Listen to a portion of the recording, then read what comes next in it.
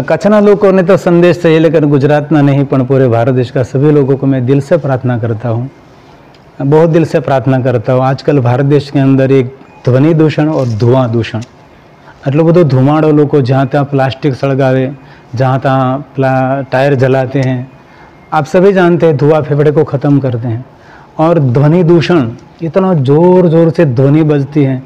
आज हम जानते हैं कि डीजे साउंड के इतनी ज़ोर से आवाज़, और आजकल इलेक्ट्रिक घड़ी भी कह दे कि आप बाहर निकलो, आपके कान आपके आँख को डैमेज करेंगे, लेकिन तो भी लोग इतना ज़ोर ज़ोर से, और कोई समय नहीं, रात को 2 बजे फटाका फोड़ते हैं, कभी भी किसी समय में डीजे साउंड बजाते हैं। तो उस पर थोड़ा कंट्रोल होना चाहिए।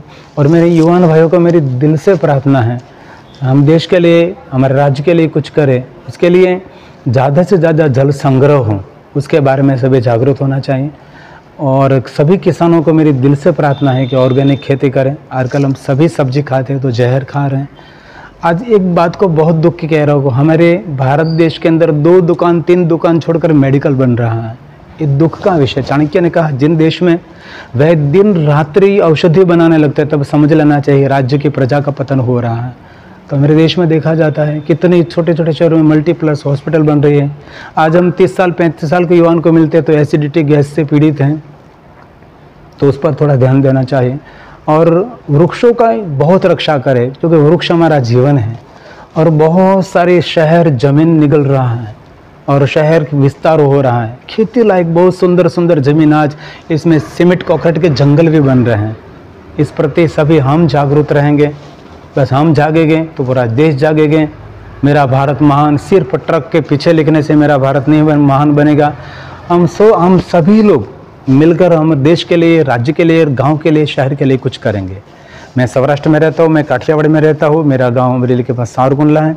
वहाँ हमने एक बहुत बड़ा बेलवृक्ष का जंगल बनाया। हम कभी बेलों पत्र के पान नहीं तोड़ते, क्योंकि जैसे हम नाक से श्वास लेते हैं, ऐसे वृक्ष पर्ण से श्वास लेते हैं। हम मुख से खुराक लेते हैं, वृक्ष मूल से खुराक लेते हैं।